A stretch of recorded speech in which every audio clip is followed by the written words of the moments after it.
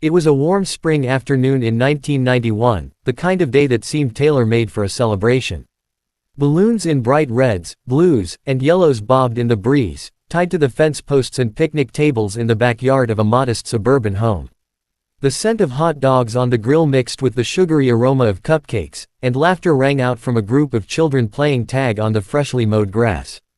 Linda, a devoted single mother, had planned every detail of her son Alex's 7th birthday party for weeks.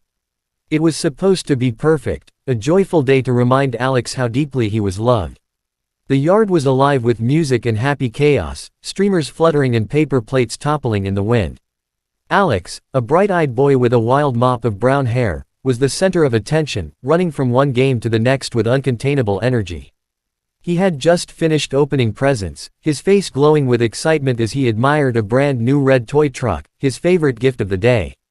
Guests were everywhere, neighbors chatting over lemonade, kids darting through the yard, parents keeping a casual eye on the fun while enjoying the sunshine. Linda turned her attention away for just a moment to help a toddler with a spilled drink, her eyes off Alex for no more than a minute or two. When she looked back, he was gone. At first, she thought he had simply run inside or was playing hide and seek behind the bushes. She called his name, half smiling, expecting him to jump out laughing. But there was no answer. The laughter faded. A strange chill crept into her chest as she moved through the yard, calling louder, then shouting, searching every corner. Within minutes, panic overtook her as she realized something was terribly wrong. The day meant to be a celebration had turned into every parent's worst nightmare. Police arrived within the hour, their flashing lights casting eerie patterns over the decorations that still fluttered in the wind. What had been a place of joy and laughter now felt frozen in time, half-eaten cake on paper plates, a birthday banner flapping sadly against a fence, and toys scattered across the grass like remnants of a life abruptly paused.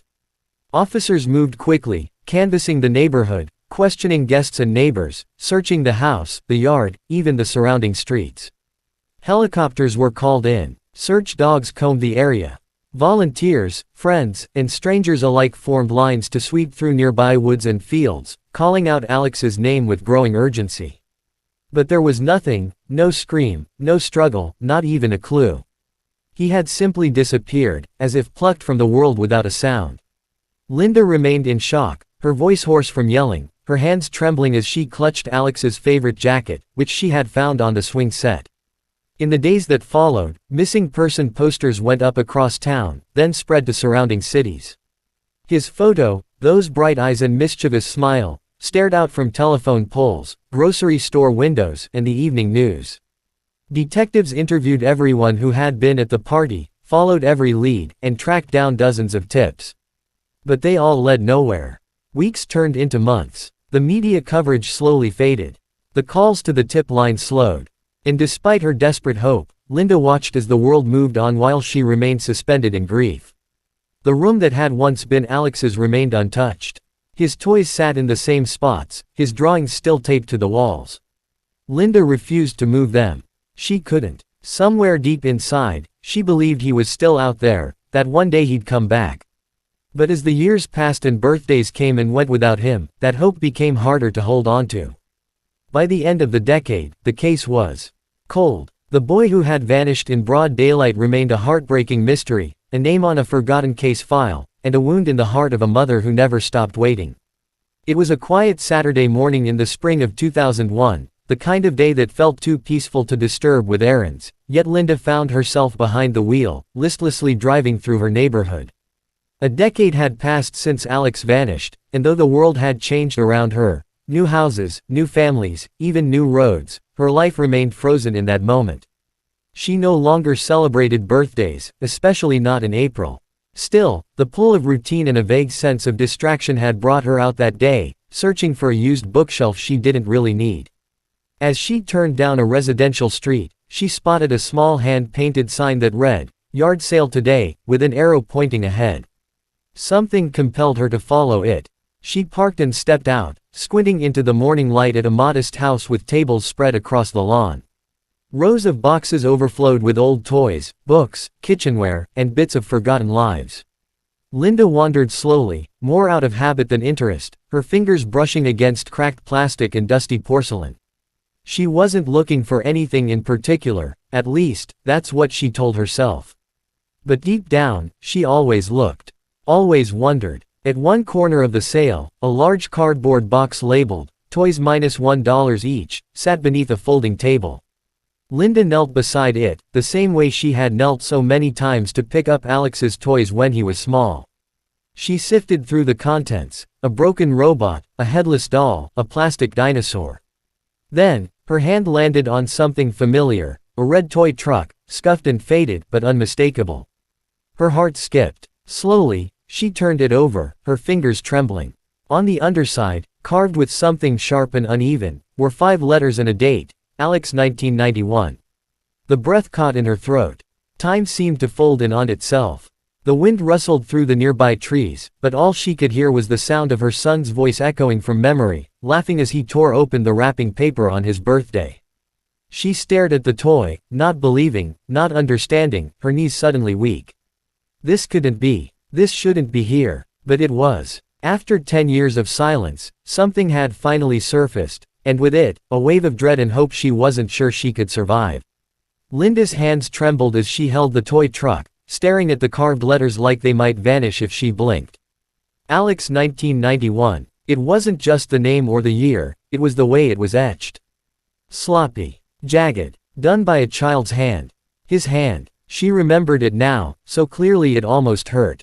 He had gotten the toy that morning, a birthday gift from her sister, and insisted on carving his name into it, so no one else could take it.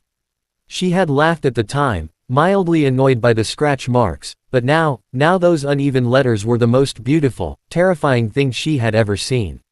She stood there for a long moment, frozen, as if time itself was unsure what to do next. Her surroundings blurred, people browsing, children laughing in the distance, someone haggling over a toaster.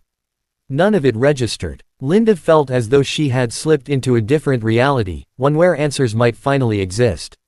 Clutching the truck tightly, she approached the folding table near the porch where a middle-aged woman stood sipping from a styrofoam cup and chatting with a neighbor.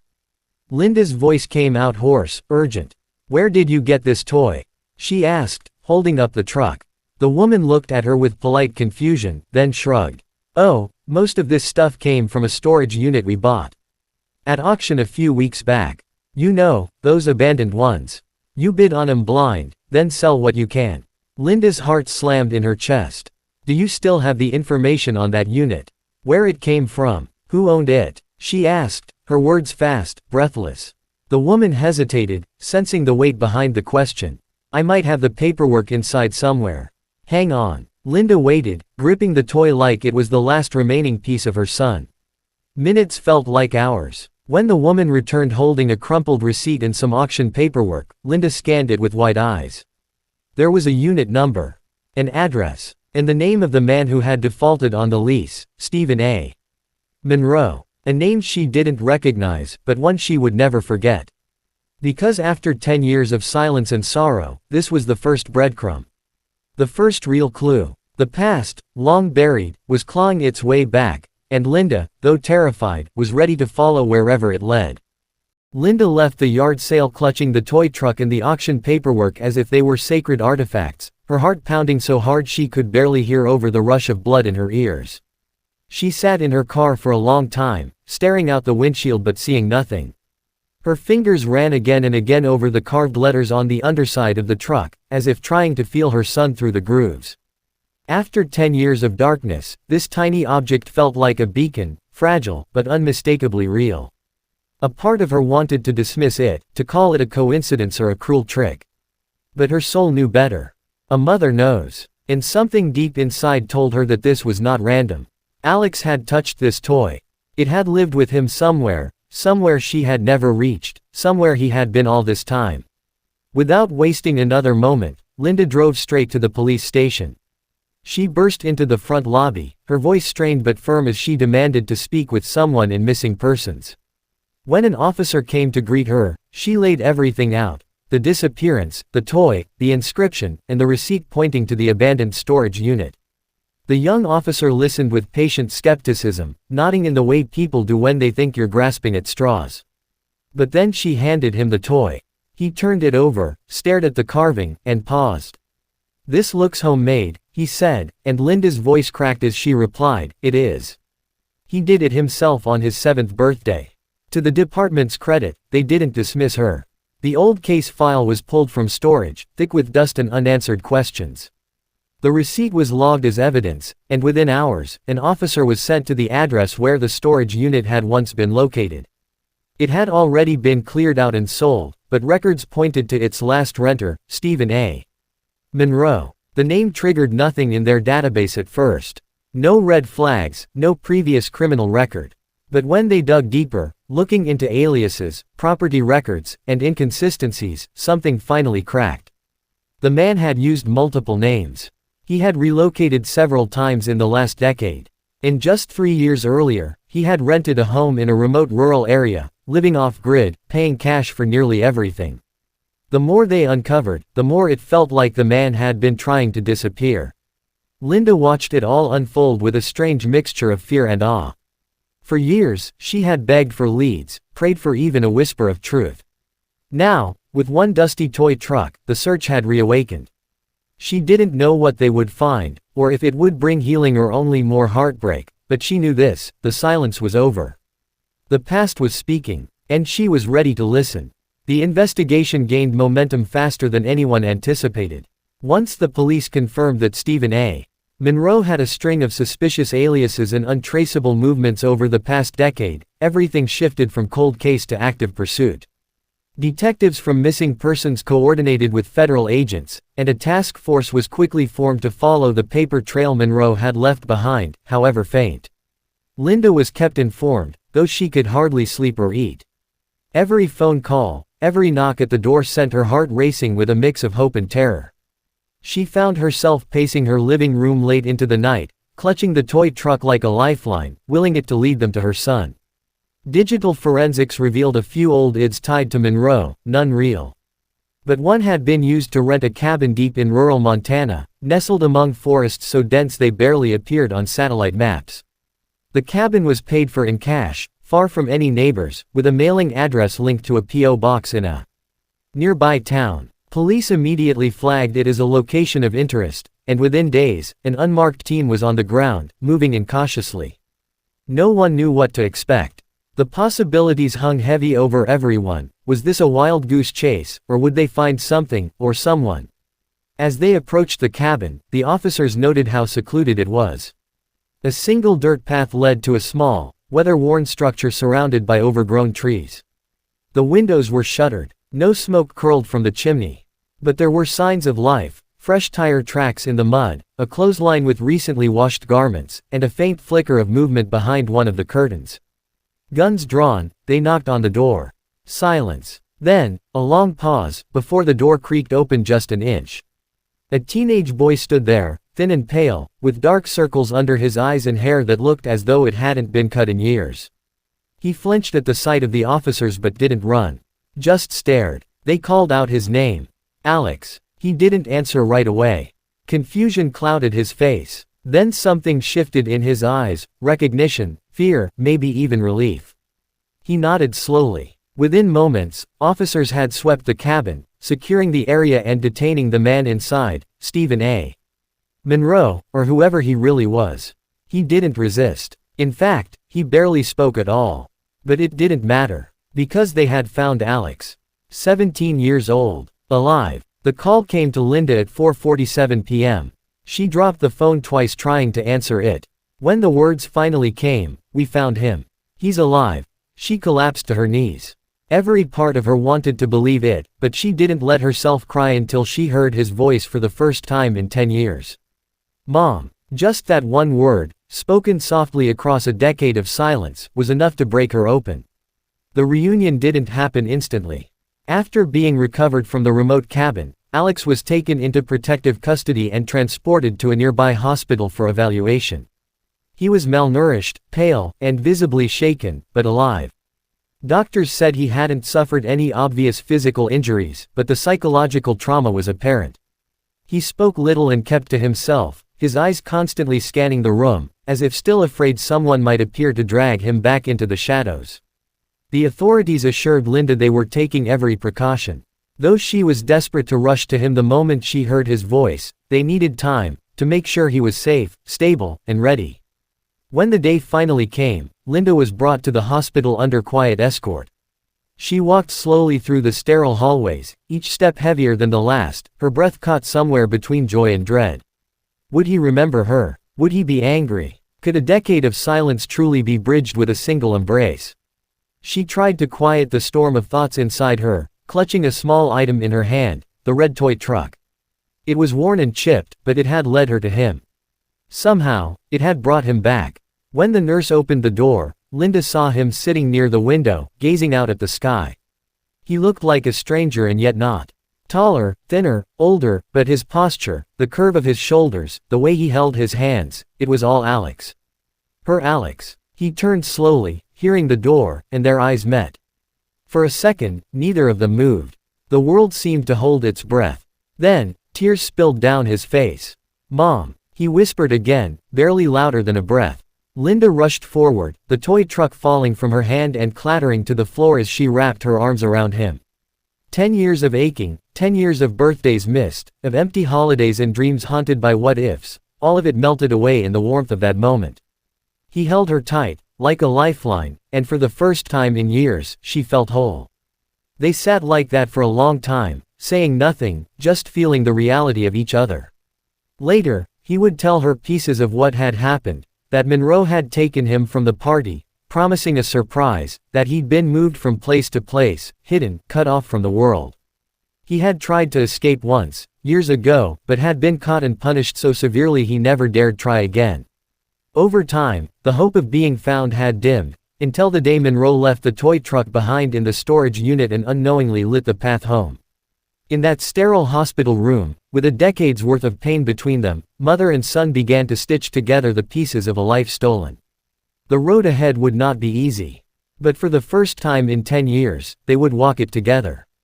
News of Alex's return spread quickly, first among local law enforcement, then to regional media, and before long, it was a national headline: "Missing boy found after 10 years, a mother's determination brings him home." Reporters camped outside the hospital, outside Linda's home, outside the police station, everywhere the story had touched.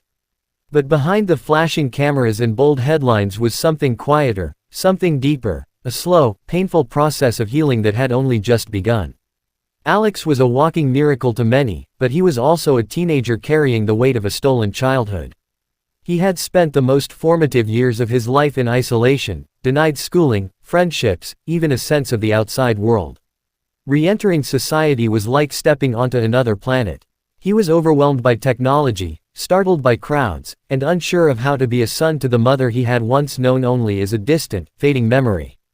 The authorities provided counselors, trauma specialists, and legal advocates to help him readjust, and Linda sat in every session, never leaving his side. They spoke slowly at first, small memories, gentle reassurances.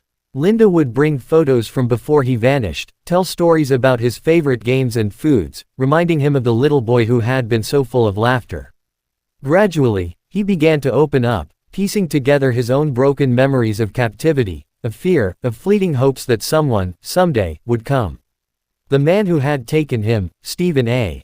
Monroe, was charged with kidnapping, unlawful imprisonment, and a host of other crimes. The trial was swift and intense. Linda testified through tears, showing the courtroom the red toy truck and explaining how it had brought her son back to her. Alex bravely took the stand as well, his voice shaking but steady, recounting enough of his experience to leave no doubt about the horrors he had endured. The jury returned a guilty verdict in less than a day. Monroe would spend the rest of his life behind bars, his real identity still unclear, his motive never fully explained. But it didn't matter. What mattered was that he could never hurt Alex, or anyone else, again. In time, the chaos of media attention faded. The world moved on to the next story, the next tragedy, the next miracle. But for Linda and Alex, the real journey was just beginning. They moved into a small, quiet home near the woods, where Alex could have peace and space to heal. He enrolled in school slowly, taking just a few classes at first. He loved reading, especially stories where lost heroes found their way home. Linda often found him in the mornings sitting by the window, the red toy truck on the sill beside him, as if it still needed to be close. Some wounds would never fully heal. Some questions would never be answered. But in a world that had taken so much, Linda had her son again, and Alex had his freedom. That, in itself, was enough. And every April, without fail, they celebrated a birthday not for what was lost, but for what had finally been found.